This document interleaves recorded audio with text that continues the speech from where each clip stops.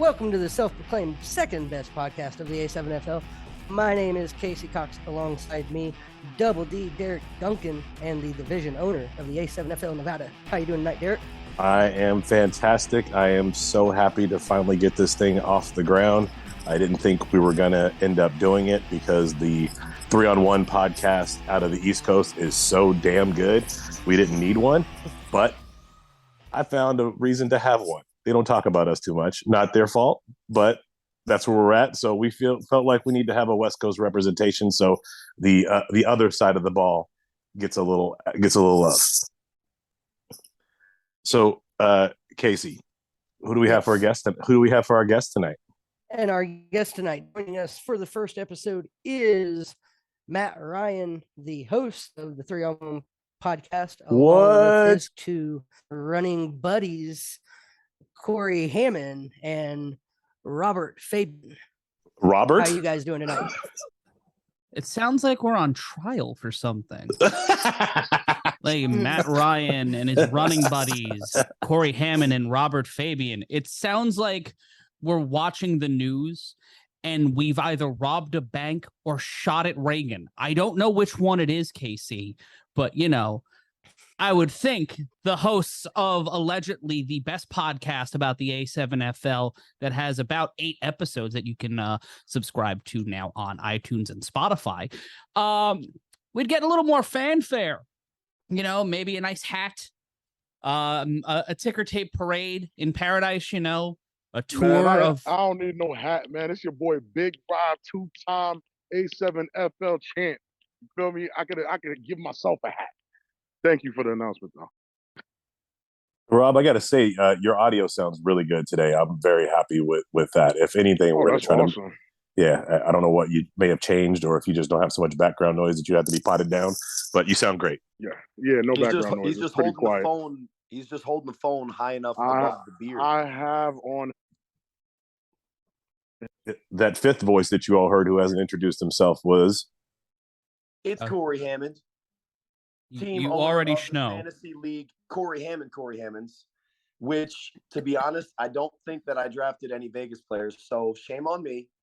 But I did at least 2. But more importantly, what'd you say, Matt? I said I picked at least 2. You got RTC in there, right? You got Pac-Man. Yeah, I had both of them on there. Well, we'll say that Mr. Matt Ryan knows how to recognize talent. Not to say that that any of the Vegas guys belonged any higher than they actually were drafted, based on your guys' knowledge of what's happening out this way. But this podcast is specifically built to help fix some of that. We know we've got a ton of talent out this way, and it's like I said, of no fault of you guys, right? So we have to do a better job showcasing ourselves for you guys to take notice, and that's what we're trying to do here today. Well, we're glad to be here, and we're glad to have the opportunity to talk with guys on the left side of the country. You guys have some great talent out there, but you know what? This isn't my show. I'm going to back up. I'm going to lay out. I'm just going to be here. If you need me, just call. So, Double D, do we want to run down some of the names we were thinking for the podcast before we finally decided on the one we did? You know, that's a great idea. So, obviously, Matt, you and I have talked quite a bit about things A7FL and the goings on around the country, and we were putting this thing together, and I was spitballing with Casey. We were coming up with some names because, you know, for ultimately this is a response podcast to your podcast, the best podcast in the A7FL. We're hoping to be the second best, but right now we're the self-proclaimed second best. So we were throwing out names like the Return, the Defense. What was the one you came up with, Casey? I was trying to think. I know the Other Sideline was out there. Yes. From the Other Side. The left. Yeah, the left hash mark. Yeah. Far hash mark, and then we finally settled. The other one that I really liked and I thought we were going to go with in the first place was 2 Down. That wasn't a response, so we didn't go with that one. So we ultimately landed on the Other Side of the Ball. Okay. I dig it. We are A7FL, the Other Side of the Ball. So with that, I'd like to. Thanks for having us on. Yeah, we're blessed to have you guys on, man. I couldn't think of a better way to kick this thing off than to have the three minds who give us all the back end information on the history of the A7FL and the goings on behind the scenes across the country than you three. So thank you very much for gracing us with your time. I know it takes up a lot, and please send my condolences to Jess. I know she's a A7FL widow every time you do one of these. So, but thank you all. She complains, but she actually enjoys getting to watch Dance Moms without me complaining about Abby Lee Miller and how much of a terrible person she is. Wow, that is a very specific reference. Yeah. Well, it's my life the past 2 nights as I'm trying to do these pods and bring a level of intellectual football, the likes of which only Matt Ryan and Rob Fabian have ever seen, because they have to counteract all of my shenanigans with actual good takes and intelligence. But Vegas, I mean, we as the 3-on-1 podcast, and I'll speak for Matt and Rob for a little bit. They can correct me because normally I am wrong. But Vegas, man, we love you guys. We love the energy you brought. I feel like the trash talk was one of the best attributes of your team so far. The interest in the Force Snow Tribe, and then later on the interest in the Force BIC game. We could talk about the results, later on, because this is your guys' podcast, so I'm not going to start with that. But, we are more than happy to be here helping represent both the league and then get this second best podcast, maybe to rival with whoever is running that other one. Right on. So, all right. Thank you, Corey. Let's kick it off. So what we wanted to get into was, to start off, was the awards. I take no issue with the gentleman who won all of the awards, but I want to pile on with Mr. Rob Fabian's take. Variety should have won damn near everything. I understand A7FL has to make room for other people to win awards, but the way he played, especially in the championship and in the playoffs and everything he did leading up to the season, he obviously deserved Rookie of the Year, but he also more than deserved Defensive Player of the Year. And based on Rob's number 1 pick in the draft, maybe MVP as well. So I'm a little, I guess I'll say, disappointed that the league takes the stance that they need to carve out room for other people to award them as well. But I guess I get it. I disagree about the MVP portion. I think the 2 running candidates were Sterry Codrington, who won, and Ashante Worthy. And you could have flipped those for Offensive Player of the Year or MVP. When it comes to Defensive Player of the Year, you can certainly make a case for variety. But, the guy won championship co-MVP with Sterry. On top of that, had a historic season and a historic game in the championship, and also walked out with an A7FL championship. Also, the fact that there are 3 more of them, I have an odd feeling the name Variety and the year-end awards in the A7FL are going to kind of go hand in hand over the next couple of years. So him not getting this one, you can consider it a snub, most certainly for Defensive Player of the Year. I think Isaac Negron had a really solid year. I think, he was one of the stalwarts of a defense that was championship caliber. I think the big problem with the Patterson U last year was on the offensive line. And I don't know what that team's going to look like in 2023. But for me, it's really interesting to see what's going to happen at wide receiver and quarterback if that offensive line stays the way it is. If it's currently constructed like that, I think big changes might be coming. But when you go back to the main conversation of Sterry and Ashante, and then you have Alex Variety, he deserved to be the number 1 pick in the draft. He was going to be my number 1 selection if I went first. Straight up, no lie. But I find it hard to just hand one person all of the awards because their value at each position or their value in the totality of the team is that's how I vote. That's how I look at it. Your take is absolutely valid. And if you go back to the pod where I was on, I told you if I had an opportunity to draft anybody number 1, it was going to be Sterry, right? So yep. I personally believe he was the MVP. Rob does not. He thought Ashanti, because of the roundedness of his game and that he contributes on both sides of the ball, that would be the actual MVP and Sterry should be offensive. But my position, the way I look at the way football is played and what Sterry brings to that team, you pull him off that team, they're not championship. They're not winning a championship. They're losing to the U, in my opinion. That game was way closer than I think all of us are making it out to be. The score was way closer than all of us are making it out to be. I think it was a failed 2-point conversion sometime more in that game, or it goes into overtime. To the 1 yard line. It Exactly. Literally came down to the 1 yard line. Yeah. So I mean, the disparity between the two was obviously not there. They were equal in talent. Obviously, the U got beat twice earlier in the season as well. But for that championship game, you pull Sterry off that squad, the U dominates, and that's my opinion, and that's why he should have gotten the MVP. But to pile on to that and getting into the other awards, we talked about the honorable mentions in some of these categories. And I'm going to chastise you guys just a little bit because those honorable mentions barely got mentioned. You guys talked more about Corey's wife than you did the guys who got honorable mention. And yeah, exactly. Well, look, exactly. What's up with that? I have allegedly the ADHD. To be fair, Derek, did you hear her roasts of me?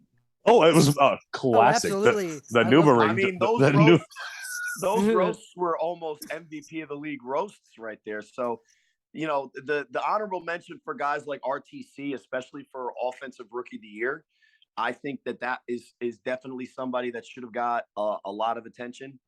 We have to give credit to Curtis Jones because, I was talking in the pre-call, how I was watching some of the film, and the one guy I think that definitely just jumps off the screen with his athleticism and his speed burst, especially on those jet sweeps when the force was still trying to figure out, A7FL offense and how to call it earlier on in the season. Curtis Pac-Man Jones definitely, deserves an honorable mention. But at the end of the day, I mean, when we're talking about the awards for the entire league, it's not that we discounted, guys that probably deserve to talk about. It's just, especially for MVP and rookie of the year, there's so many guys, and we just have the litany of tape on some of those other guys. And when you're going against a team like BIC that ran the table, had one of the best offenses, if not easily the best offense, had one of the best defense, if not easily the best defense, it's hard to really focus on the periphery of the guys that were definitely balling out there, but just not at the same level as the 3 guys from BIC that we mentioned. And as far as defensive player of the year, Isaac Negron, Verardi, whoever ended up being that guy, it was a tough battle. So I think, I'm okay with the decision, but Derek, like you said, it'd be hard pressed to say Verardi wasn't the defensive player of the year, but he did miss time, and that BIC defensive line was stacked. Yeah, for sure. Well, but what I wanted to drive in though is the honorable mention part. There was no real discussion on the vote getters that actually got enough votes to get honorable mention, not what Corey and Rob and Matt saw on TV or what the fans saw on TV, but the guys who actually got the votes didn't get discussed very much on the podcast. And that's part of the reason that drove me to go, you know what, fuck this. I'm doing my own goddamn podcast. I can't deal with this shit anymore. Absolutely. That's fair, but let me ask you this.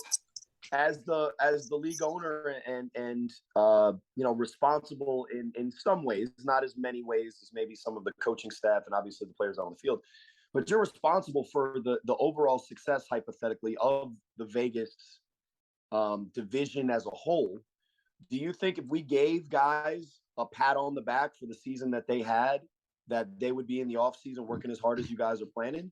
Because I'm not going to take away anything from Vegas, who had one of the best inaugural years as a division that I can remember. And, Florida, we were talking tons of trash. Ohio, this year, that was fun. And by fun, I mean it was, something that I think we all could have a few chuckles over at times. And I don't want to, totally trash them, because those guys are they have a lot of good talent over there. They're just trying to figure it out. And then California, when they came over to the Final Four and thought that they were going to just smoke Maryland and Jersey, they got a 70 burger too. So, for you guys to come in and be as competitive, win a game, on the turf of New Jersey, the first time ever a West Coast team was able to do it, you guys deserve some flowers. But as the division owner, Derek, did you want us to give guys awards because they won the popularity contest and maybe not have them be working hard enough and be satisfied with the season that they were able to put out there in the inaugural year for A7FL Nevada? Well, you put it like that, and you make an interesting point. But I'm not responsible for how hard they work. I'm just responsible for how much success they have in the public to make sure that the Vegas division gets seen in a way that attracts fans. So yes, playing the long game, it's probably better off that they got maybe a snub and not talked about. But in the short term, while I'm trying to grow my division out west, have it not be talked about is detrimental to our current success and what might be happening in our off season now. And that's totally fair. Now I'll just corner it one more time, and then I'll let you kind of take back control. I do apologize. You know me, can't help myself. Oh, you're good. If you were to give one of those guys that had an opportunity at award and feel comfortable with that it wasn't just the amount of volume, but the amount of quality on the tapes that we were received and the amount of and the play that was on the field, who of the four that we gave out, MVP, Offensive Player of the Year, Rookie of the Year, Defensive Player of the Year, if you could give one of the Vegas guys, which one would it be and why? I think. Okay, let me just put it this way. Let me start with this. I don't think any of our guys would have surpassed the guys that were selected. That's not what I'm driving at. No. I am driving at the popularity contest portion of the conversation. And if I'm to answer your question, if there was one guy who was deserving of a recognition with an award, had, let's say maybe he could have been offensive MVP, would have been RTC. Right, Anthony Wilkerson, and I only say that because of what he meant to our division and to his team. They literally rode him to the playoffs, to a playoff win. He scored a touchdown against BIC in that game. He plays defense as well, as a great tackler and an all around great person and great representative for our city and our sport. But I would not put his season up against the MVP season that Sterry or even Verardi had. That's not what I'm trying to say. I'm just saying recognition wise. And I don't think he got honorable mention anywhere. At least he didn't get mentioned in the honorable mention, but Gianni Breland did. And I think it was Curtis Jones did. I think it was as Rookie of the Year. Yeah. But again, no discussion around it. And that's why we're here today, to give you guys some shit. And so we can talk about it. Yeah, and I totally agree with you on that end about RTC as well, Derek. From seeing what I saw, he absolutely had the most impact on the league, I felt, or on the division, I felt, this season, both on the field and kind of off the field. So let me just go on record. Without RTC, I think the Force is maybe a 4-4 team this last season.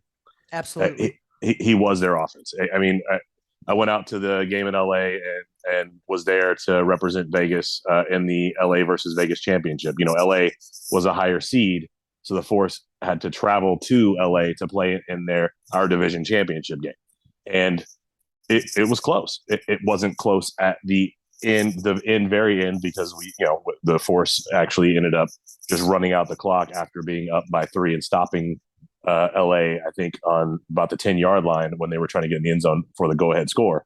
But it was RTC's efforts on offense that he was the primary scorer for them. He had a really nice run for a touchdown and a quick dump screen out to the right for a touchdown, and that was 2 of the 3 scores they had out there. So the dude's just an absolute beast, and I'm surprised he hasn't got the XFL or USFL invites that some of our other Vegas guys have gotten that had they publicized, which we'll probably get into in a little bit. But as far as what you guys have seen, and the other one I wanted to really talk about was Gianni Breland and how well he played in his games against the BIC. He covered Ashanti most of the game, and Ashanti's only touchdown came on a return. And he didn't really do much on offense with Gianni covering him. I'm not calling anybody out at this point, but I don't know if Ashanti would say. I mean, Ashanti came up to me after the game. He looked at me in the eye. He said, "You know what? I fucks with y'all. I like what you guys are doing. Keep it up." And I appreciated that. I gave him all the respect and kudos that I think the man is a flat out baller, and any team would be absolutely blessed to have him on their squad. But I think he would tell you that Johnny gave him a run for his money that day. So Johnny was what number? God, I don't know, but he's the DB. He does the throw offs for them too. Usually, he was actually injured before the game, so he didn't play on the return game. He only played defense that game. He had a knee, and he wasn't the guy who got his knee tore up on the who was the returner? Special K. What's his name? KK. Kason Campbell. Kason Campbell. Thank you. Yeah, and did I hear Kason's getting a USFL tryout invite? Allegedly, that's what some people are saying. That Kason Campbell. I can almost confirm that. Like, he's been contacted through other. Honestly, he's been contacted through other celebs who then contacted him to let him know that the XFL, USFL, those guys are looking for him right now. So I could almost double confirm that. Well, I know for sure that USFL contacted the A7FL about him. I just don't know what the final outcome was. That did they extend him an invitation? Did they offer him a contract? What does that look like? I know some of these leagues are just offering guys contracts as they show up. I don't know. I can't confirm that, but I do know he's been contacted. Right on. I gave old boy from USFL a big stiff arm, but he was stronger than me. Didn't work. Is there a USFL guy out east that's playing against you guys right now, Corey? Is that what happened? I'm saying I was making the joke, and then it visually it looked like a play that I would probably be involved in, so everybody thought it was funny. So with that, do we want to jump into? Let me say I would like to jump into the conversation about the other pro leagues that are stepped down from the NFL, XFL, CFL, USFL, that are paying these guys decent money, that are reaching out to the A7FL and recruiting and scouting our guys. That for me is probably the biggest get for our league right now, while we're still trying to develop our prominence. And I don't know if you guys have seen the chart that was put out by the GDFL, which is I want to say probably the most recognized and largest developmental league football league in the country. They've got a 32-team team that spans the entire country. They put out a organizational chart of where all of these different leagues and are positioned. And they had, of course, NFL at the top of the regular football. Then they had an indoor section with the IFL, NAL, and fan control football at the top of that. But down just below the NFL, they had the pro leagues, what they call minor leagues of football, is how they expressed it. It was USFL, XFL, and CFL. And then just below that was they call the alternative leagues, which they had two Mexican leagues, which I've never paid attention to before. I need to learn more about that. It just came out today, so I've got no information on that yet. But right next to them was A7. And below them was every other semi-pro across the country. They had another smattering of upper-level guys, including the GDFL. And then below that, another set of a subset. And then below that, 30 different semi-pro leagues. So even the GDFL is looking at us with their own posts that they respect our league as a place that their guys might want to grow too. And I think that is a great thing for our league. And with the USFL, CFL, and USFL reaching to the A7FL to recruit some of our guys, I think that's a big get to attract other star athletes who are looking to get noticed to our league. What say you guys? And I would say not only just to get noticed, but also it keeps the development of the players up. It gives them something to do, kind of, because the USFL has their own season during its time. We have our season during ours. The NFL is during their season. It kind of gives you different seasons to keep the players active and keep them going. So I think it's only a good thing that other leagues are looking at us this early on, especially. Yeah, that's mine and your sentiment, Casey. I'm curious what these legacy guys who are on the line with us think. Big Rob, if you had the USFL recruit you, or the guy next to you, or your quarterback Corey, when you guys were playing together, how would you have felt about that? Well, I would have felt like we were being catfished. Looking around, Like, where's Manti? Yeah, exactly. But that poor kid, by the way. But anyway, but to answer your question, Derek, I think having the league as a potential launch pad is going to lead to guys who might consider other avenues or may not, have the chance to go to a junior college to get their grades up, or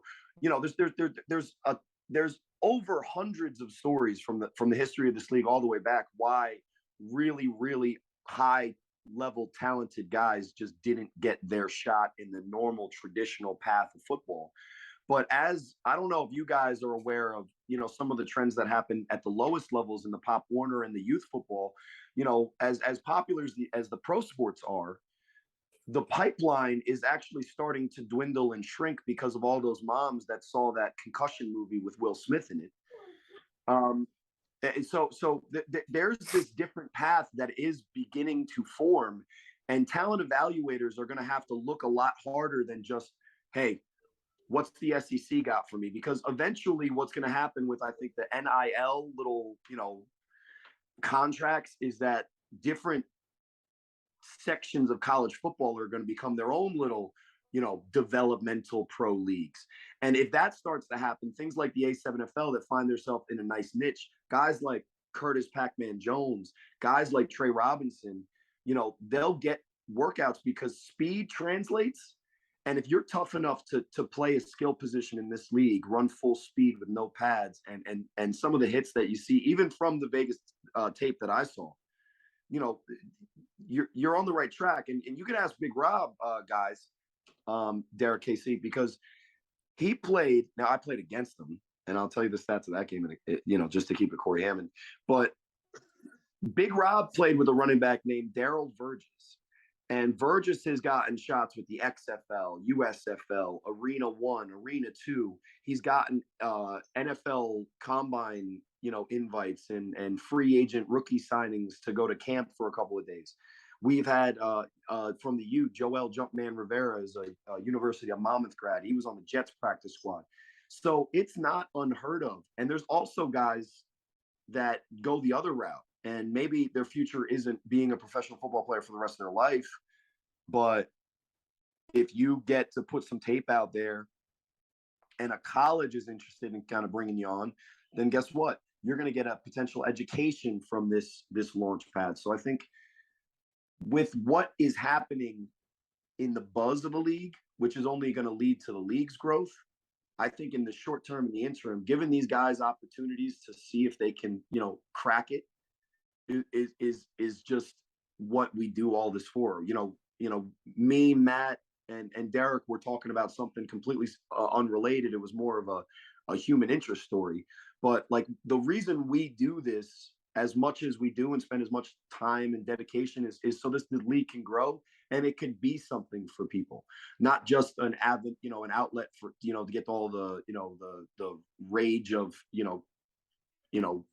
inflation, I guess is the current thing to say, but get that thing out in a comfortable, safe setting, because our league is also safer, but also to get actually something, to better people's lives with this league. That's starting to happen, and it feels really good to be a part of it. And you said it all, bud. And I'm glad you mentioned the safer part. That is the conversation I find myself having the most with fans when I'm in the stands, and people when I'm talking about the league. When people see it, when we had our watch party, people who had no idea about the league and what we were doing there were sitting around and watching it. And they were absolutely fascinated, and they of course pulled me aside and started asking questions like, "Isn't that dangerous?" I'm like, "It's actually way safer than the NFL." By what I've seen, I said, and at our GDFL exhibition game that we had this weekend, I don't want to sideline the story and go there yet, but we had, we played 2 full quarters of football, right? And the team played 4 quarters of football and padded 11 man. That's what the event was. In our 2 full quarters of football, we had 0 injuries. In their 4 full quarters of football, they had an injury about every 4 minutes and a stoppage throughout the entire game. There's something about the way we play our game and the rules that Ryan put in place that legislate throwing your body at a man out of the game, and form tackling, wrap tackling being encouraged so much that it is like it jumps off the page safer once you actually watch a whole game and you don't just look at it. Derek, thank you. I was just getting ready to say that exact same thing there. You know, when you hear it, and I heard 7-on-7 semi-pro, no pads, no helmets, and I'm like, what in the hell is this? What are these people thinking? And then I actually got to come out and call a game with Derek Duncan alongside me and sit there and see the game. And I'm like, this is so much safer because there are no pads and helmets. These guys have to tackle safer, or they know they're going to hurt themselves. So that makes them take more caution and be better, I guess, better formed in how they tackle, and make sure that they're always tackling properly and not just trying to go after the biggest hit to lay somebody out. Yeah, Casey, if you remember, the first guy that tried to put his head in a tackle took a knee to the head and was out for about 2 minutes, and in our first game in Vegas, and Absolutely, it never happened. Yeah. Never happened again. Yep, never happened again. Nobody ever tried to launch their body the rest of the season. Nobody even tried to make a big hit like that to try to make a show off type of hit. Like they wrapped up and they played it. They saw the consequences, and seeing them consequences made them not want to do it again. So to not jump off the conversation fully about the recruitment, I want to get Rob's take. And being a trench guy, trench mob, what's up, Rob? I was a D lineman myself for a while. Did Rob drop off? No, I'm here. Can you repeat that? It was actually pretty loud here.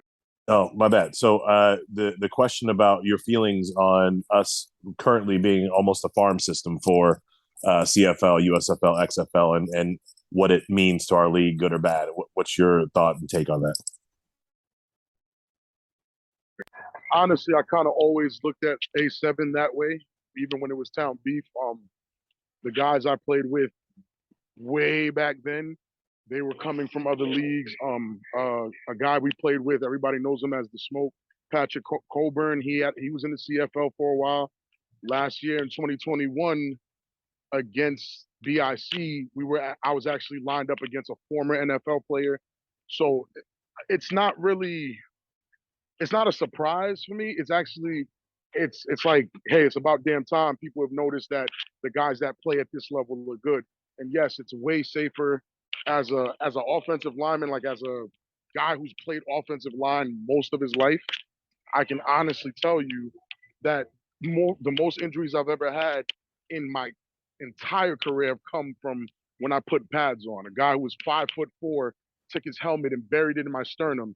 He can't do that in the A7FL. You got to actually be strong and use technique to outmaneuver a guy my size. So again, I think it's a great look. I also think one aspect that we're not talking about at all is the social media presence and how these guys can actually find a way. A guy like Kason Campbell, who's getting recognized from multiple YouTube videos of him dominating people in A7 and then going in a destroying video and putting routes on people. Guys are actually recognizing him on a lot of levels. So it's not even a surprise that he's one of those guys that got noticed immediately. So I do think it's a good look for the league overall. But I need that clip with the destroying thing. The destroying thing is something I've been watching quite some time. And Corey, you touched on it, the NIL thing, right? Destroying story, his backstory is what the NIL was born around. That dude got kicked out of school because his YouTube videos were making so much money. They made him stop to keep playing football. And he said, you know what? I'm actually going to take my career on with this YouTube thing, and look at him now. He's making way more money than he ever would have made as a kicker anywhere, right? Bet on himself, and then the NFL still pays the man. So he still ended up making it somehow, some way to work with the NFL. He brought Michael Vick out to Jersey, if I'm not mistaken, and he had Eli Manning in New York. So it's like following your own path sometimes is probably the best thing you could do for yourself. And again, this man was going to be a kicker. And a kicker probably most people wouldn't know only because he's a black kicker. Everybody knows there's not that many of those guys. So yeah, he probably would have been popular on that front. But the fame and the notoriety that he's amassed doing his social media, and now you get to work with guys that you grew up watching. I think he did the right thing, and that's just everybody should just follow their path. And let's stay on brand. This is an A7FL Vegas podcast. When Destroy was out there, I think your guy Pac-Man was in the video burning some people, wasn't he? I haven't seen it. I didn't even know he came. I've seen it on Twitter. So let me just break news. You didn't break news. I'm literally the one that clipped it because I happened to be watching it when I was texting Matt about reaching out to Destroy, and I happened to be watching it. It said Vegas, and I was like, oh, okay, let's just check out what Vegas got. Right, this is around the time the Force and BIC had their thing going, and then I literally seen Pac, and I'm like, there's no way that's him. There's no way that's breaking. And I'm like, Rob, so I screen recorded, and then I posted. I'm like, yo, does this guy look familiar? And I tagged him, and that's how everybody was able to see it was him. But yeah, I've seen a few guys that we recognize out there at these events. And that's the big problem I'm having with Vegas right now, right? Well, not right now. I was having before. I wasn't as fully connected to everybody in town as I needed to be. I had pulled myself away from the football scene for quite some time and was just slowly starting to get back into it when this A7 opportunity came about. And thank God I had started getting back into it, or I don't know how this thing would have came out for me. But had I stayed consistent throughout the whole time, man, we probably would have leapfrogged and been in an even better position as far as total teams in last season. But I reached out. What happened, Derek? You said you lost touch with football. I mean, there's a lot of distraction out there in Vegas, and the way you found football again was Facebook at 3 a.m. So what was it? Well, so what actually happened? So at 36, I hung it up because I got super involved with the Elks Lodge here in town. I got in the officer chairs. It was a 4-year deal. I became the exalted ruler here. Great, you said, right? The food was too good. I was 297 pounds when I finished. So naturally, I wanted to start working out again to get myself back in shape. And with that, other people that I was hanging around with, like, yo, dude, you look like you're ready to play ball again. Why don't you come out? I'm like, nah, I'm done with that. And then I hosted an event at the Elks Lodge trying to do some football things because my kid brother didn't get a look, didn't get invited to didn't get an offer at all for college, and he's a 6'5", 265, runs a 4.5 40 type kid, and I'm like, this ain't right. So I'm like, how do we get people to come to Vegas and look at stuff? So I put together this whole meeting of the minds of all the stakeholders in Vegas that I could get in contact with, and brought them all to the Elks Lodge. Said, look, let's do a high school combine, invite college coaches in, let everybody get a chance to see our guys in Vegas, or at least see tape on them, so we can get the word out and get some of these guys some looks. And some other guy took off and ran with the idea. It lasted 1 year, and that was the end of it. But through that, I met the coaches and players of the Force and the Insomniacs, and they invited me out to try out for the Las Vegas Lions. I won the starting job, hurt my neck again, and then retired. Blah blah blah. So that's how the football came back. Gotcha. So, well, at least, hey, of all the vices that could have distracted you, I mean, it's not maybe the best one, but it's not the worst by far, Derek. So we're glad to have you back in the football swing of things. Yeah, community service is a good way to hang them up, right? But thank you for saying so. So I think that I'm really excited because I know you brought us on here to kind of give us our comeuppance for, maybe neglecting you guys just a touch. But since I got Rob here and, Matt has got a keen eye, I was wondering if you guys were interested to hear maybe some of our takes on what we see from your guys' film. And maybe, as we have been through the early toddler, pubescent and now adult version of the A7FL, we can kind of tell you, what we see and maybe, where the next steps you guys as a full division could take to kind of even the disparity, which isn't that big, to be fair. Right. But, am I interested? Corey, I got a little bit of a small tear in my eye because you actually care. Like the whole reason we decided to do this podcast because we didn't think you guys gave a shit, to be honest. Right. I want to break this down. No, literally, me and Derek were sitting there talking, and I was like, look, I'm sitting here listening to this A7FL podcast. They're not showing us any love. Like, we need to do something here. And Derek was totally like, yeah, I totally agree. Like, so. Well, I mean, if you listen to the podcast carefully, and Matt and Rob could back me up on this, I don't think everybody's getting love as much as everybody's getting hate. Yeah. Like to speak candidly, because I have, out of everybody here, the roughest job in the fact that I have to call all the games of the week as the play-by-play announcer. And that means that I have to be unbiased. I can't play favorites. I don't have a team that I specifically root for in every game. I have to act like a robot, despite the fact that Corey is my broadcast colleague and I consider him a friend. You have that when he's in his games, but also I know guys on the BIC, I know the U, I know all these teams. I work with several of the divisions. So it's hard for me to like say I have a bias one way or another. Rob and Corey, Nope. You're granted the gift of a little bias because you've played for most, or if not a majority of the teams in the New Jersey division between the both of you. So not Rob's only played for 2. I've played the rest of the 16 and 16 gray hairs to go with it, right, Corey? And see, Matt, I kind of right. No.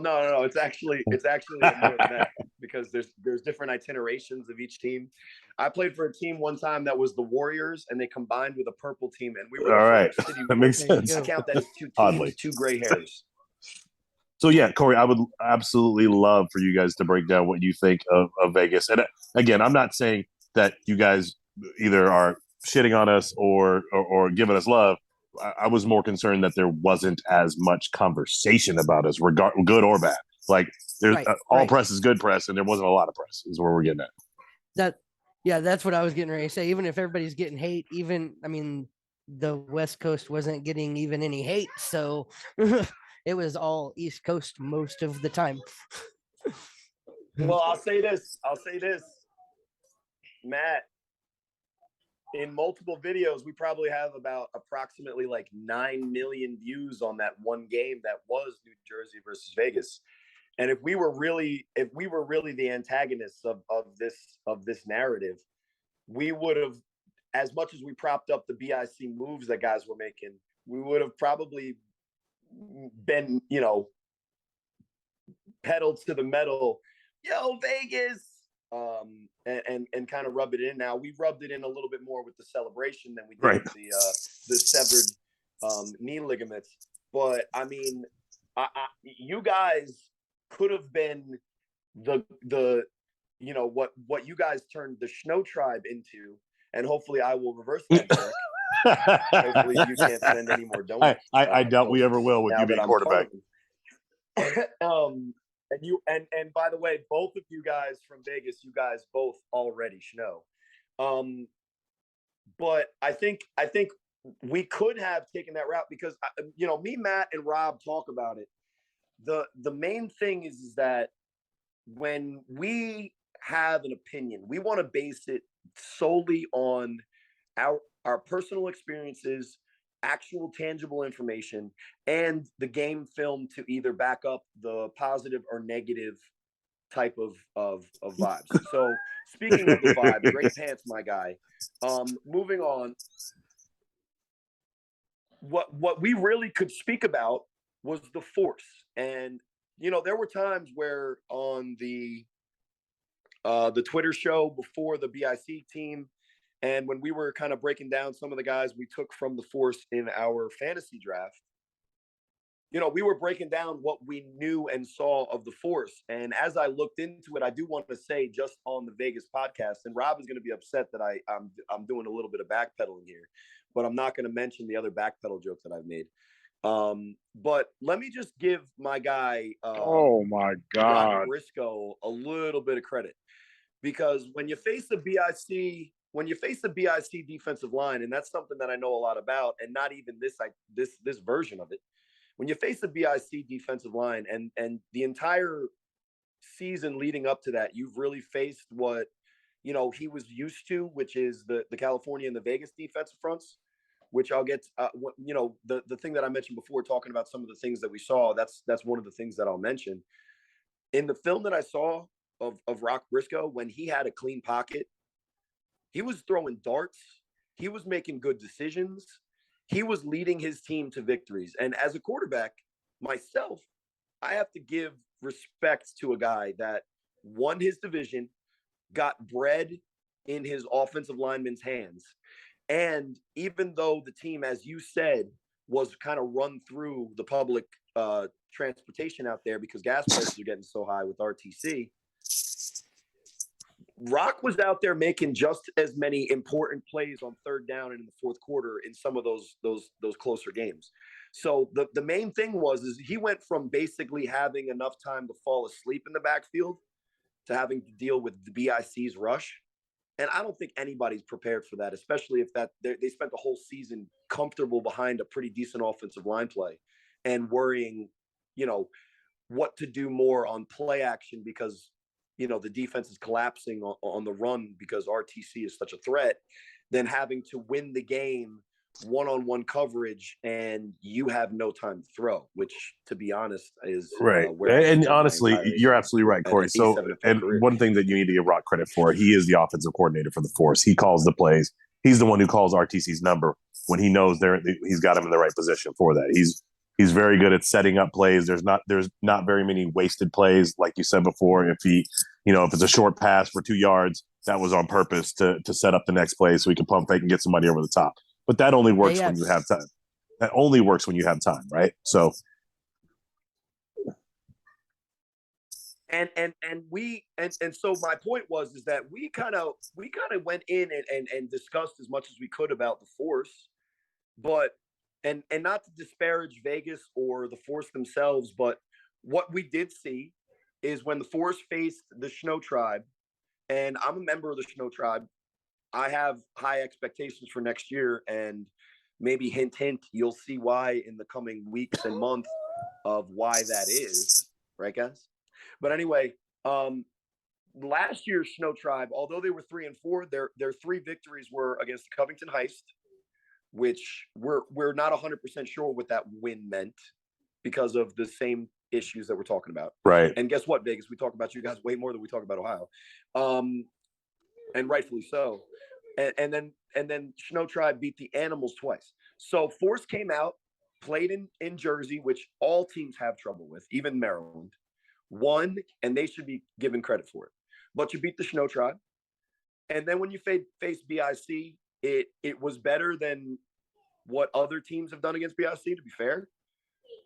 But I mean, from the rip, it was pretty evident who the better team was, why. And I think the Force, you told me, Derek, on our podcast that they were still partying, is maybe why. I think they were happy to be where they were at. All right, I'm gonna just be honest. I'm gonna cut it. I'm sorry. I'm just be honest. Like, the reason why it's harder for me to speak on what the Force needs to do to prove or anything West Coast, it's more difficult for me to talk about it because I'm not very nice in how my presentation or how it comes out. So my mama said, if you don't got nothing nice to say, don't say anything. And as far as the Force goes, I feel like they got their flowers when they came here and beat a New Jersey team. I had a lot of criticism as far as even coming out here thinking they can do that. They did it, and no one was prouder than I was. You can ask Curtis Jones. I was in his inbox, I said, bro, I'm proud of you guys. But the next thing I told him, I said, listen, enjoy your next few days, but you need to get your team in that lab because the next team you're playing is a real team. Not to say Snow Tribe isn't, but I haven't really. I used to be on a bad team when BIC wasn't good, but I was part of the reason why BIC became good. So it's harder for me to speak from a place of really being on a bad team. It's rare for me. So when I'm watching the Force struggle and kind of dominate Snow Tribe, like, I'm not super duper impressed. I'm happy that they beat a Jersey team that is historic. No one from the West Coast has done that. But once their flowers were given, the true test came when you have to deal with a top 3 team. And when they dealt with that top 3 team, everybody saw what happened. I didn't see. You're giving Briscoe his flower. I didn't see him. I seen Jones pop out a little bit. I seen RTC pop out a little bit. But for me personally, I didn't see anything. So it's like if the Force is the best the West Coast has to offer, then there's a lot of work and a lot of recruitment that has to be done. And that's and then juxtapose that, right? And then I'm gonna let you keep going, Rob. But then juxtapose that, guys, Derek and Casey. and that's exactly. I was going to get to. I'm happy you said right? that. So Florida. Oh, right. You like to talk, Corey. It's okay. My bad. I keep stealing. But that's honestly where I was going. A guy like Mark Bagway, who I'm gonna be honest with you, before that week against Rare Breed, I probably never said that guy's name once. But he popped out on the screen so much after one game that the league has been talking about him ever since.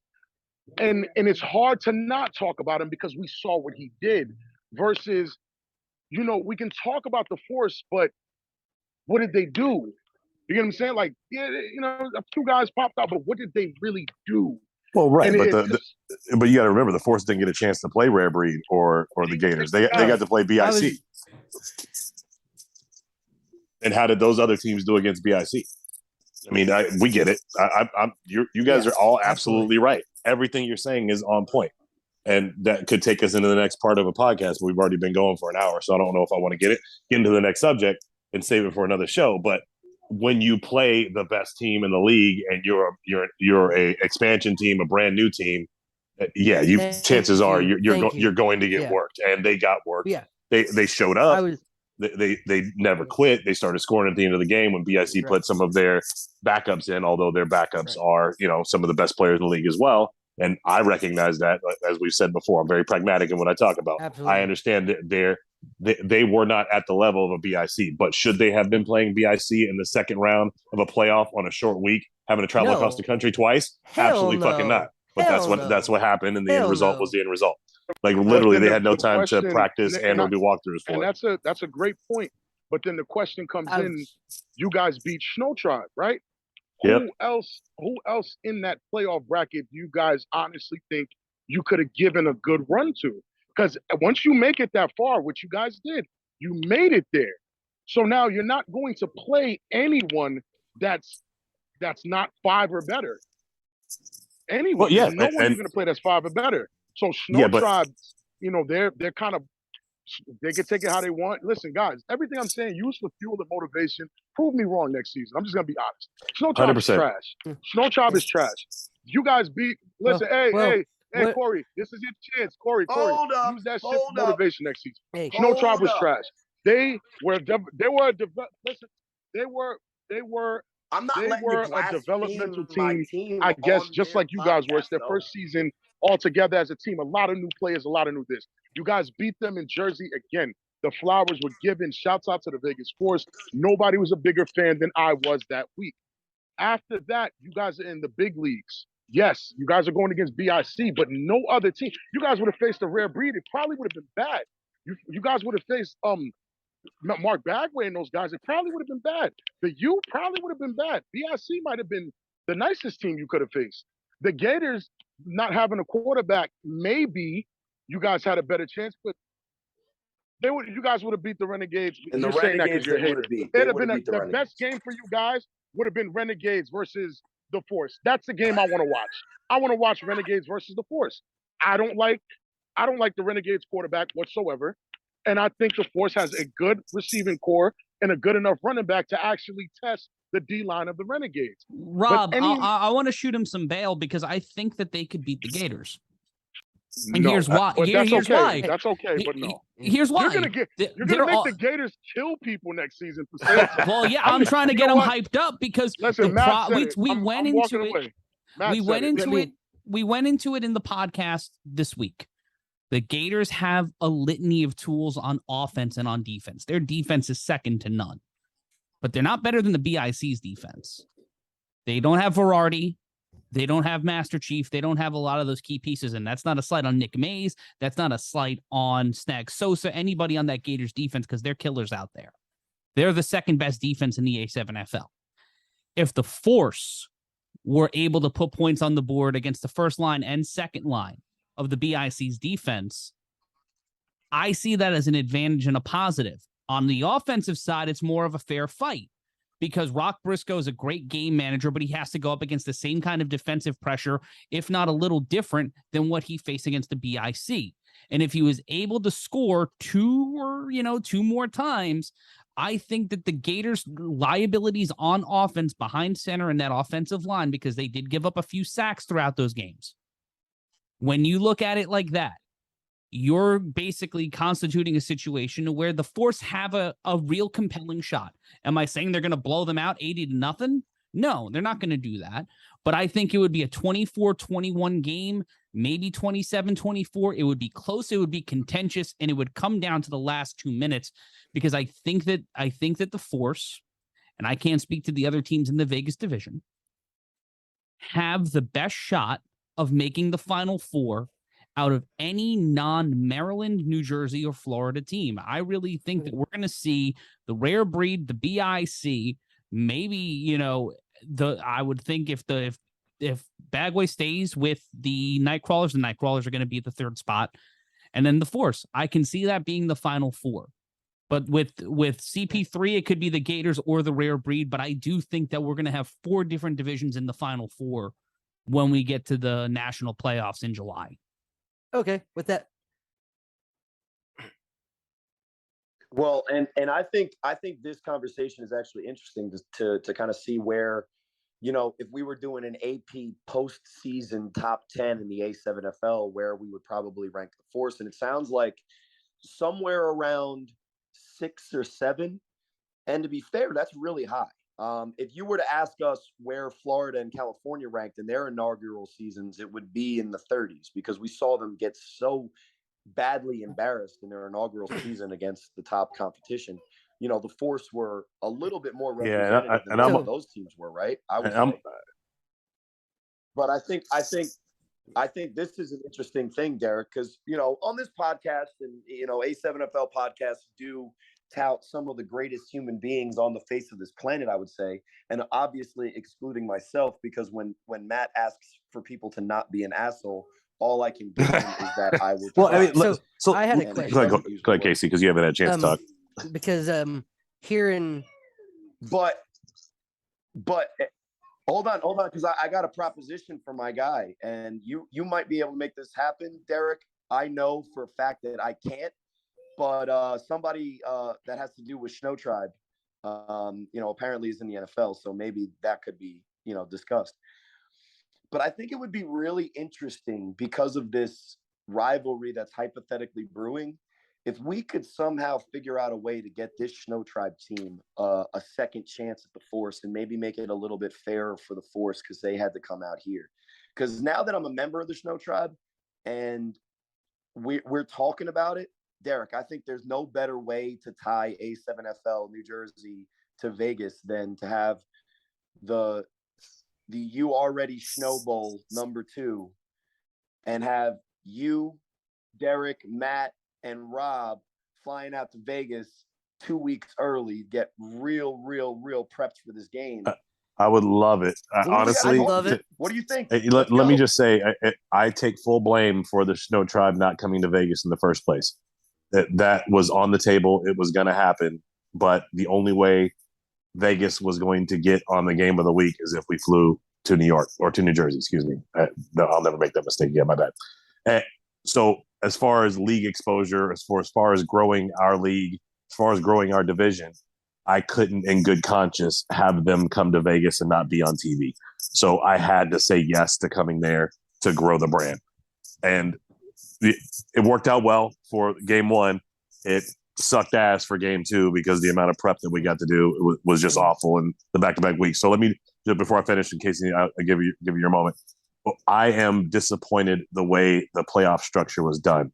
If the Snow Tribe was trash and the Hit Squad had 1 win, why are they in a playoff? Like, what did that do for anybody, except for give us an opportunity to win a game in New Jersey that shouldn't have probably been played against a team that Rob says is trash. So with that, I'll speak to this real quick, and then Casey's the host of the show. I'll punch out. But I've been looking at what 2023 might look like, because, as some people know, I'm the producer of the games of the week. So I have some insight into the structure for next year and trying to put together the best possible package for us as a league, and just to add my notes and try to build the best possible broadcasts for all of us to grow the brand and to grow the league. And my dog is annoyed because she really wants to see the Snow Tribe play the Force in Vegas. But I do know that there's going to be some format changes or some format codifications to ensure that the playoffs in 2023 are a much smoother process. And Matt, that Snow Tribe will get a chance to A, play the Force and get a rematch, and B, I get a chance to visit Nevada. Screw it up. Nevada. Right. Exactly. So when you said New York instead of New Jersey, I was going to say Nevada, but I can't wait for the A7FL to get the Snow Tribe over to Nevada, because that dry heat, I hear, is conducive. You want nothing to do with the heat. Make sure you wear a white jersey. I'm just telling you now. I'm going to be wearing a Panama hat. Don't make the same mistake that the Santa Monica Vibe made and show up in all black. You will regret it. I do.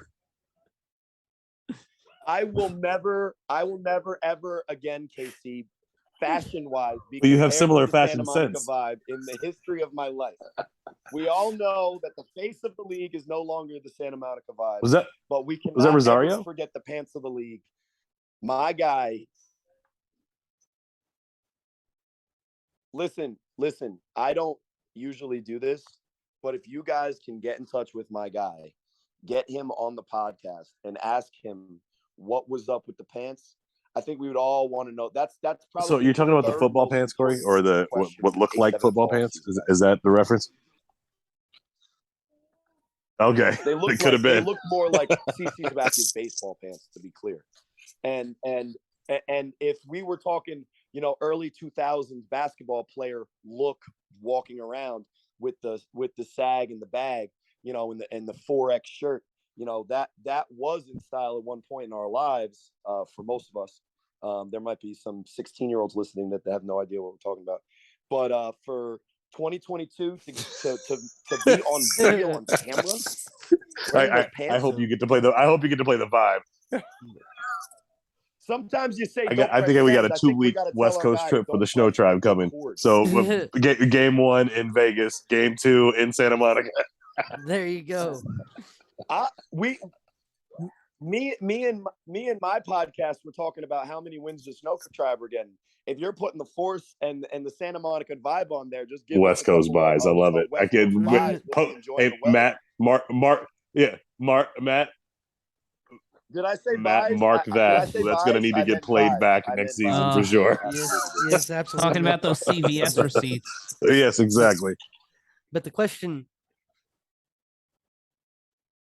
Exactly. So Casey, I'm talking to Travis, give it to us, buddy. That's all. The question I was going to ask when we were talking about the BIC game and the Force game, do you feel like what happened to the Force happened to the Force because they were just totally out athleticized and out talented, or do you feel like some of that was because BIC has been in the league for some years now and it was the Force's first year, so they were still kind of trying to learn and going up against that powerhouse of a team? They got dealt with what they got dealt. I would say all the things you said, right? Well, let's do the Socratic method a little bit.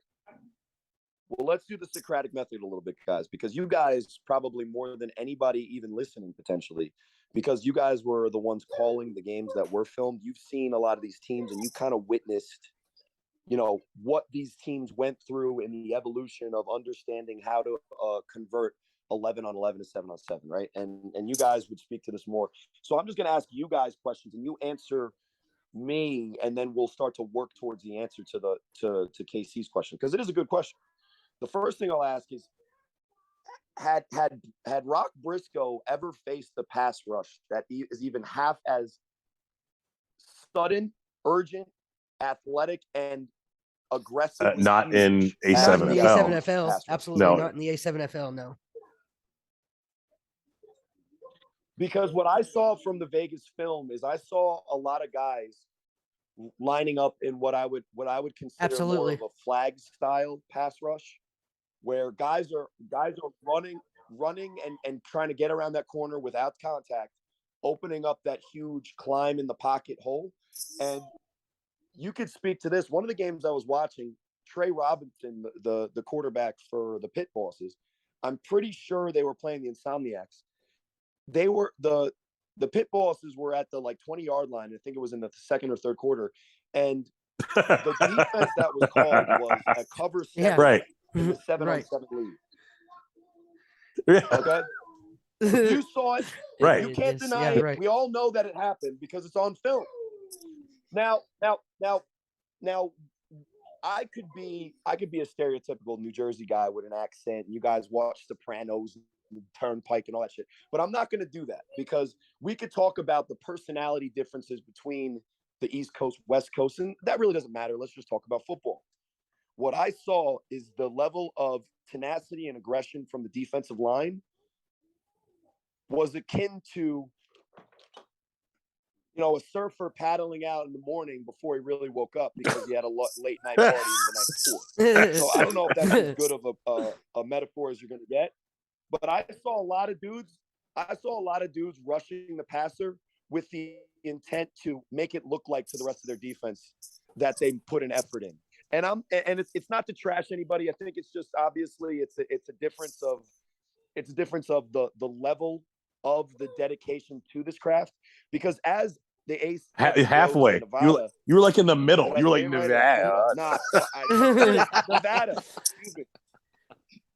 Yeah, because I always wait for Matt to say it. Hold on, I got you. I don't want to be wrong. Nevada. But I'm wrong all the time. That's why it makes this fun. Whenever I say that, I'm gonna just pause. Sorry, just go. Put in the you name, got it. the state's name.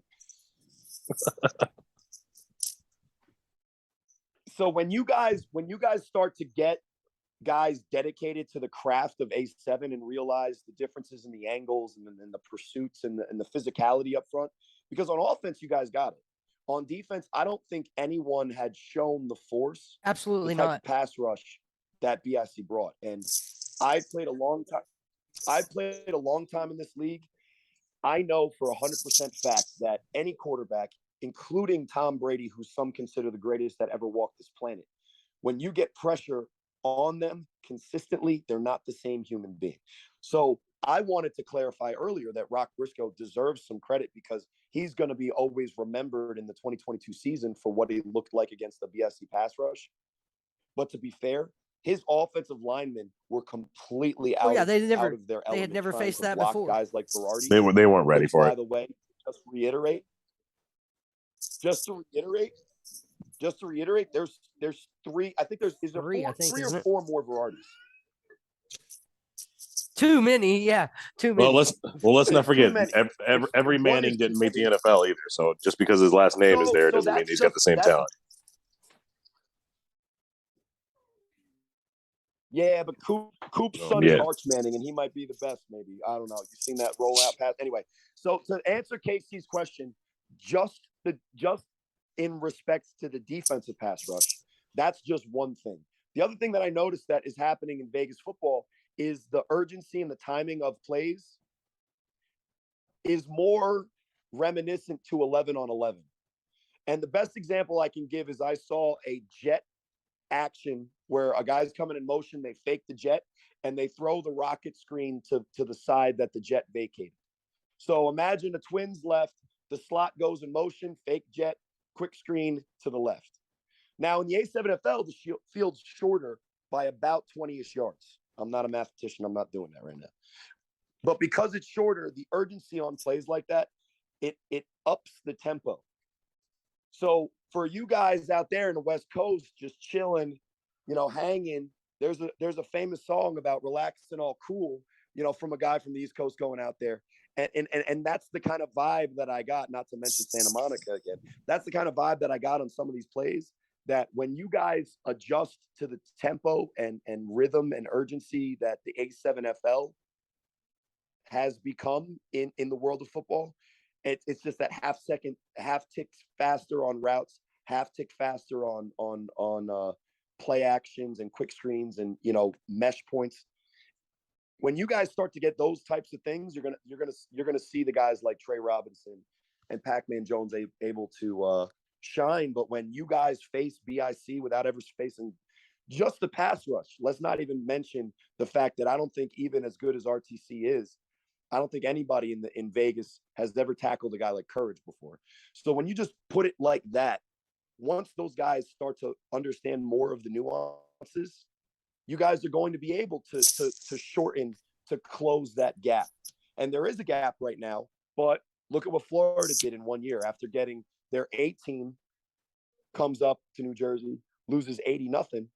They come back the next year, and if it wasn't for, stupid antics, they would have been in the Final Four and have beaten a team that was I agree with division everything lead. you said, Corey. I mean, to be frank, all of these guys came from a padded game or flag, and the comparisons you drew are absolutely fair. There's no bones about it. Their level of aggression at the line did not match BIC's level of aggression at the line. Their want to initiate contact was not there like it was with BIC. Like BIC's want to initiate contact, they weren't ready for that. And when they did start to see what was happening and what they were going to need to do, it was already too late, right? They were hanging in there the first quarter. The second quarter, it got completely out of hand. Tried to readjust at the half, and some things got better, but at that point weren't prepared for the special teams. Like, there's so many facets of the game that they got their ass whooped at, that they knew it when all was said and done. Like okay, we got our ass handed to us, and we understand we weren't at the level that they were at, but that will never happen to us again, is what I heard from every man on that plane going home. Oh, I like absolutely. that energy. I love that energy to say that'll never happen again. I think the best thing that can happen to any West Coast team, any Florida division team, any team that's not in Baltimore or New Jersey, is to have regular season games next season where they actually face Florida, Baltimore, and New Jersey. Because then, like, you got the Force who felt it, right? But the rest of your league doesn't know what that feels like. The Force are going to go out there next season and probably dominate, but then everyone else is not going to understand, wait, why are they playing like this? It's going to take some time, and it's going to take some time. It's going to take some talent and some awareness from the players to understand that there's a different level of this that's being played in the other divisions. And a few guys are close, like the gentleman from the Covington Heights, Seth Chambers. Seth Chambers plays the New Jersey, the Baltimore style of A7. And the quicker the West Coast guys realize that this is not flag or this is not a game, these dudes are actually out here killing people. Like, they're hurting people, not physically, but people are getting hit. And I'm pretty sure you guys know that. You had the big Samoan guy lay out what's the name from Snow Tribe. That was a viral clip from you guys. Right. He laid him out great. completely. So I can't even sit here and act like you guys don't know what contact is, or you guys don't know what football is. Yeah. Shout out to that man. He put that man on his ass. Whew. Yeah, like that was nasty. That was the funniest call on the show ever. I gotta be honest. That was nasty. Listen, that was nasty. That was such a joy to watch. You sounded like you were going to say something else, Rob. We were all just sitting there. My bad. No. I'm sorry. No. I'm sorry. He's funny as well. No, I'm saying that was a joy to watch, but that told me that the Vegas guys have what it takes to play against the New Jersey guys, the mid-tier to almost top of the mid-tier New Jersey guys. But once they got a taste of what BIC can do, you played BIC. But now when you play the U, that's a new style of play that you have to deal with. When you play Rare Breed, it's going to be new. When you play the Gators, it's going to be new. It's going to be new every time you play those guys, until you play those guys enough to fully understand what this whole thing is about as a whole.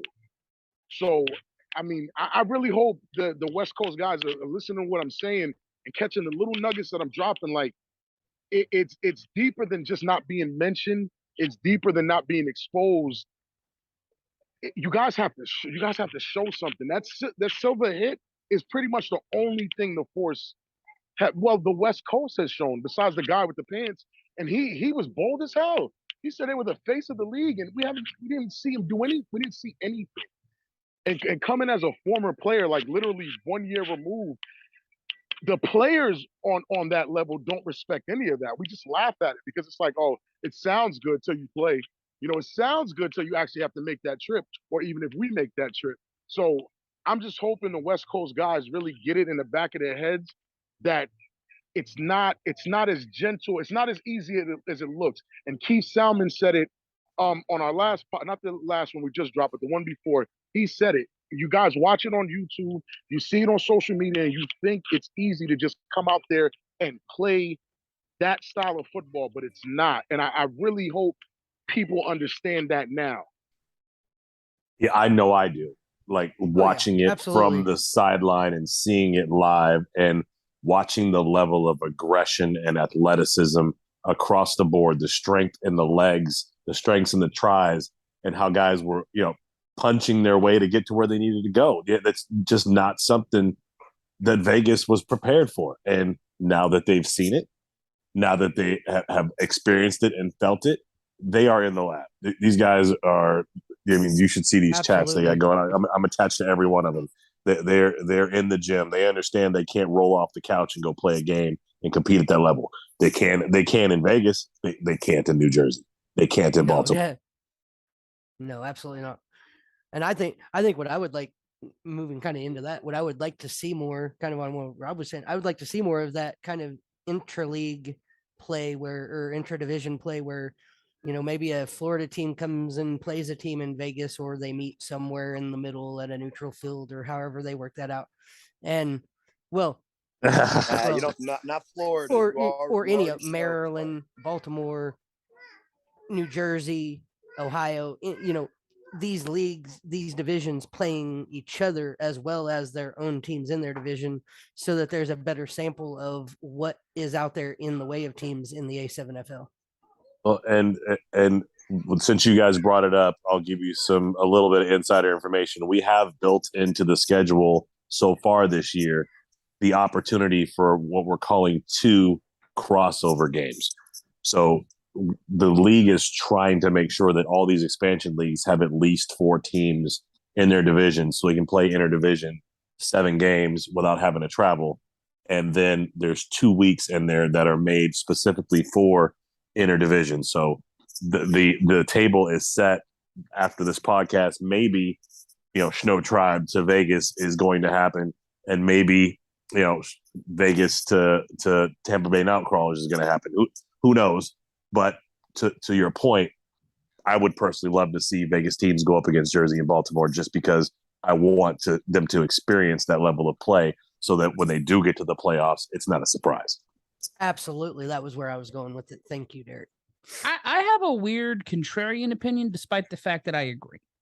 I was listening to Countdown with Keith Olbermann last week, and he was talking about when the American League and the National League were 2 distinctly separate leagues. Next year, they're actually going to be playing playing every team. The National League and the American League will play against each other, I think, for like 40 games, which is an insane amount.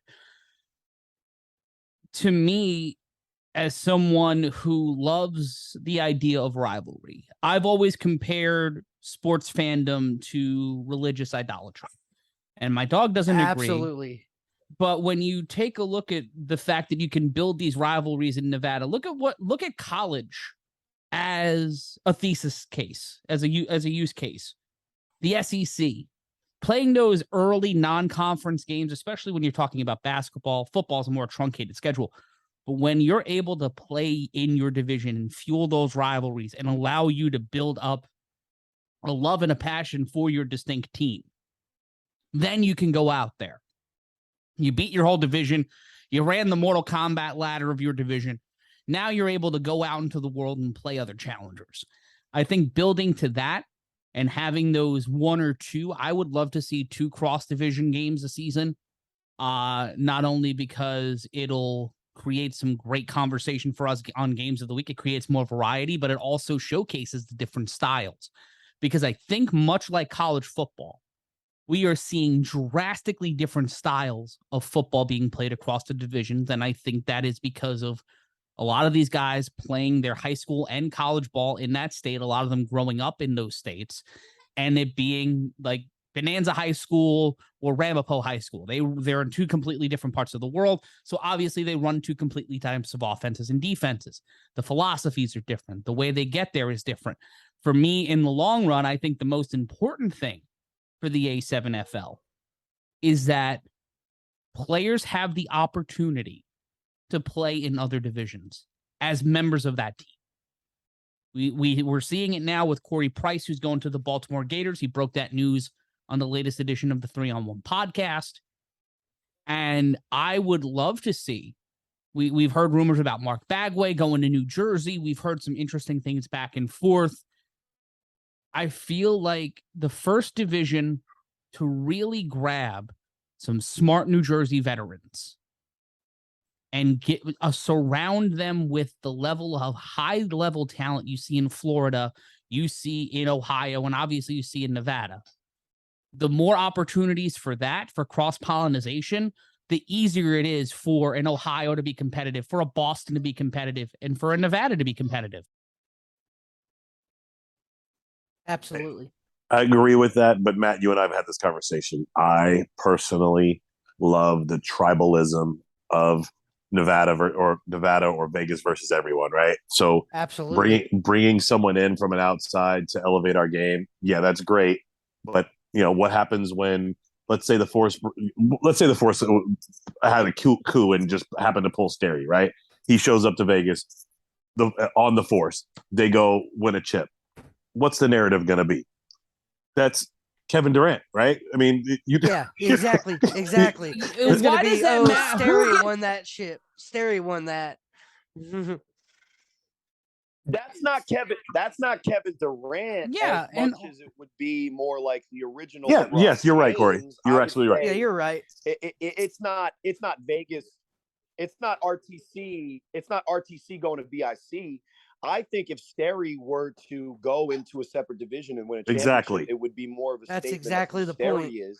And I don't know if I don't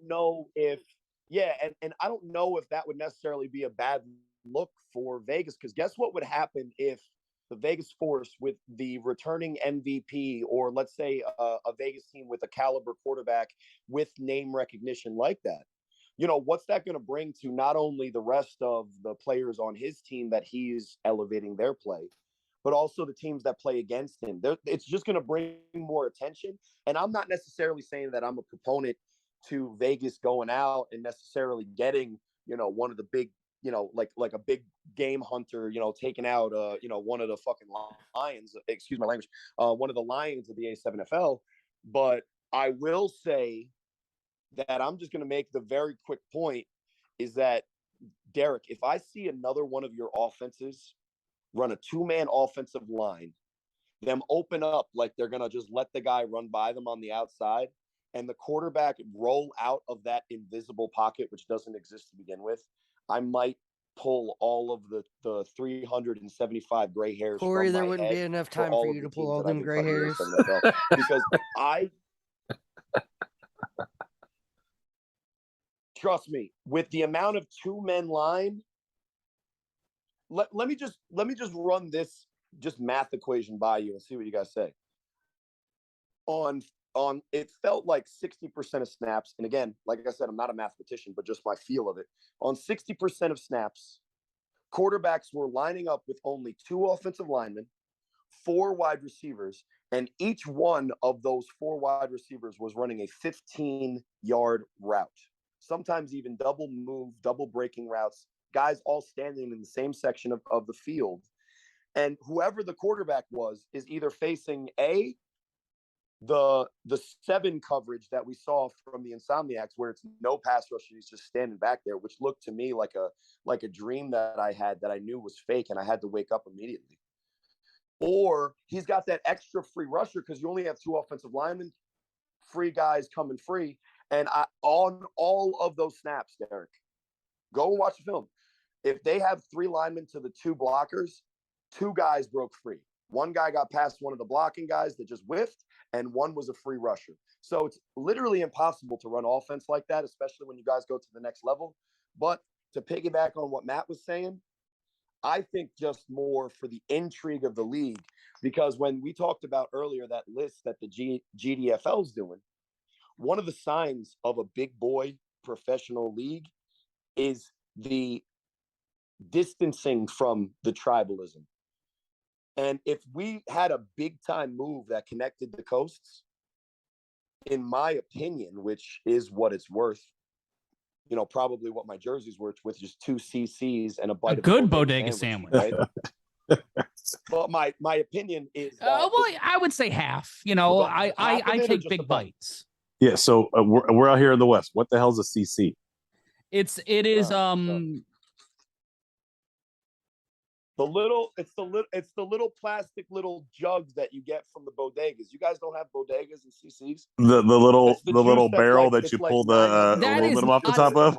that's not 6 it. ounce. It's actually those are the jugs. The CC It's sodas called are the a C and C soda. They're like Yeah. the cheap Yeah. 50-cent sodas. Back in the day, they were 50 cents, but now they're like 75 or $1 now or something because of inflation. But they're like the cheapest sodas you can get at a corner store. You know, you I'll just say brought up that. some stuff. I got to give Philly specifically props for their corner stores and what I guess are bodegas. We found the greatest snacks around where we stayed for our first week out there. There was Nice. two Nice. corner stores within walking distance from us, and they had like 25-cent bags of chips. Bro, we were in Well, heaven. yeah, welcome to the East Coast, my Yeah. Oh, guy. it was beautiful. It was beautiful. we But gotta you know show. what? If we show them Wawa, they might explode. Those They might chips lose are- their mind those if we chips show were them stolen Wawa, off a but, truck in you know, 90 I'm here for Now that. I want Wawa. But I'm here for that. guys, I'm gonna be honest though. I kind of don't agree with Matt or Corey, and this is probably a first for the Vegas pod. No. Congrats.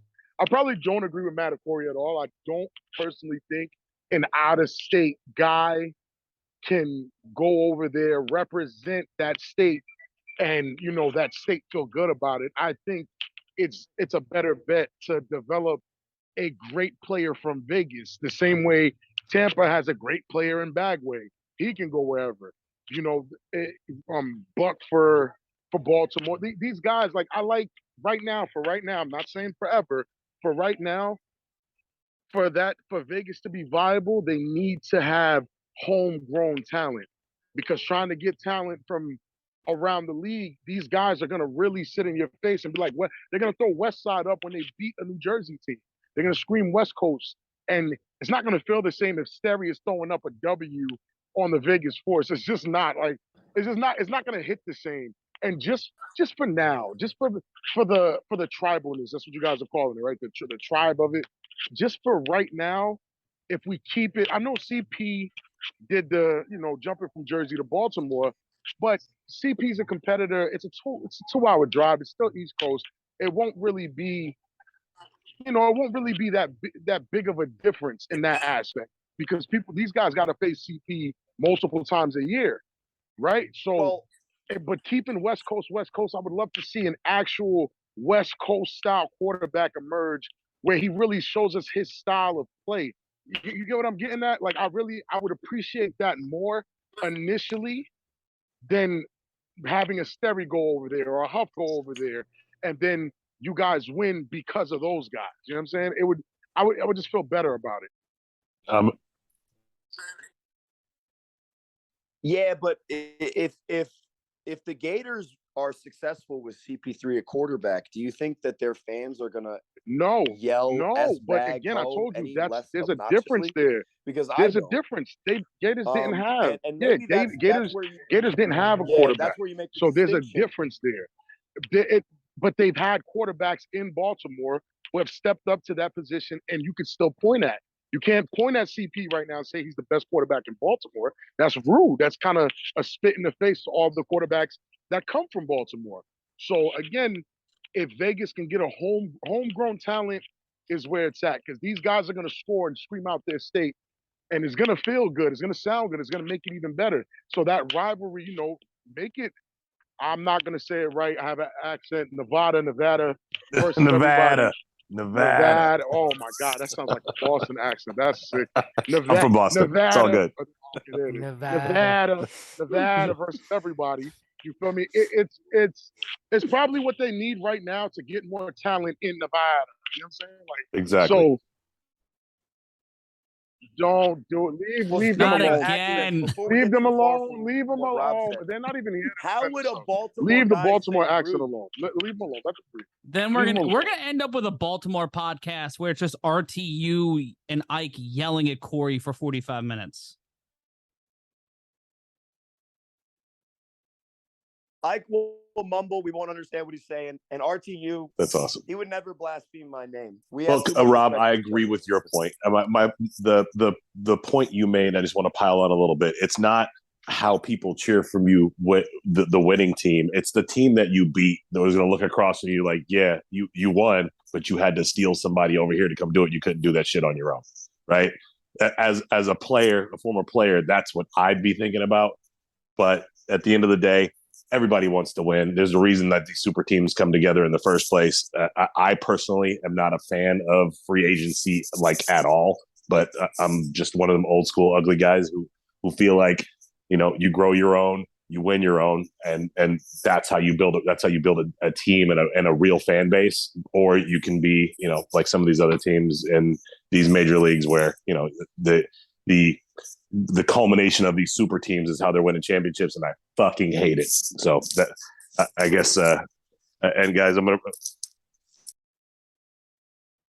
So I'll ask you, Derek, if you're gonna build within, what's the next step for Vegas as a division? And you know, since we were talking about them, maybe specifically the Force as an individual unit. What do these guys out there under your purview do to take that next step? They're all understanding that they can't just roll off the couch. That's the easiest bridge that is going to elevate their game. Let's say 10-20%.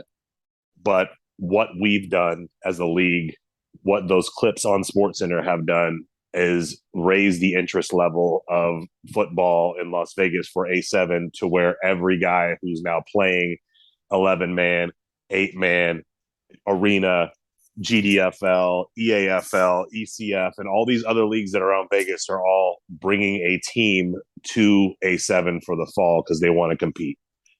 The free agency that will take place within that is what will make the teams that show up in the spring better. The recruiting that we're going to do out of all of the universities that are around our area, because guess what? Vegas is on an island. There's nobody between us and Ohio, so we can recruit everybody from Utah, Arizona, Vegas, Colorado, and even Southern California, because why? We beat Southern California. So those guys, we're talking to people who are just getting done playing college ball like, hey, you didn't get an offer, you didn't get invited to camp, come play in the A7FL. Let's show you how to get your stock up, get you on SportsCenter, maybe you'll get a look. So that's we're doing all of the developmental league things here and attracting high-level recruits to come to A7 right out of the universities that are around us, and looking at the high school guys who don't get JUCO invites because their grades aren't there and say, look, let us develop you here. So do we have what are some of the names for some of the new teams coming into our division, Derek? Oh wow! Do we have those yet? You know what? Let's save that. We probably need to end this. We're an hour and a half in. I'd like to save that for the next one, if you don't mind. Absolutely. Yeah. Okay. So on a high note, guys, I just want to say from the bottom of my heart, I really appreciate the three of you and Casey, but the three of you specifically coming on for our very first podcast. It's been an absolute joy. I love the conversation. I was planning on giving you guys a bunch of shit, but you're all just really good dudes. That makes it tough. So hope I didn't get all the digs that I wanted to, but I had a really good time. So thank you. And Matt, I'm not going to steal your outro, but I will say, don't be a jackass. You owe me $20. Yeah, at least 20. Right. Way to be on brand, Corey. I love it.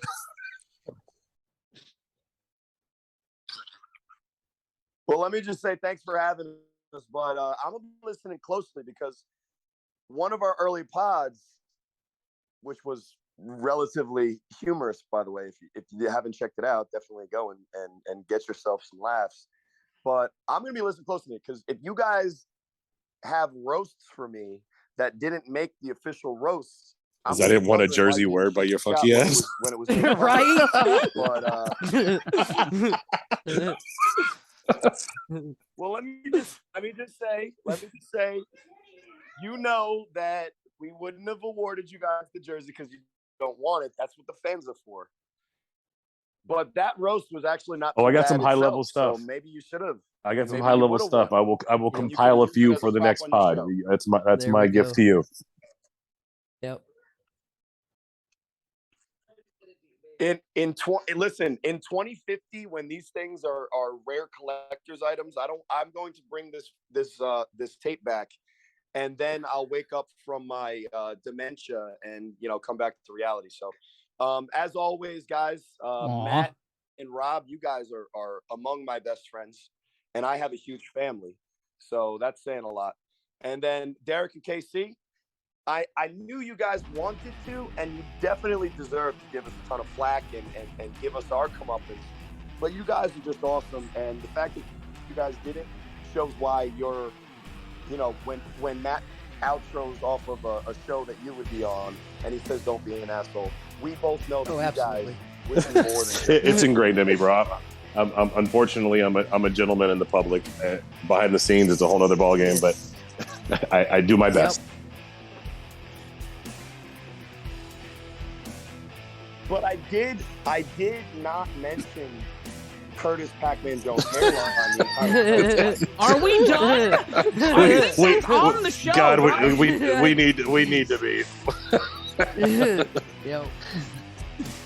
All right, gentlemen. Thank you so very much. Everyone, have a great night. Thank you for staying up so late with us, and we'll catch you on the other side of the ball.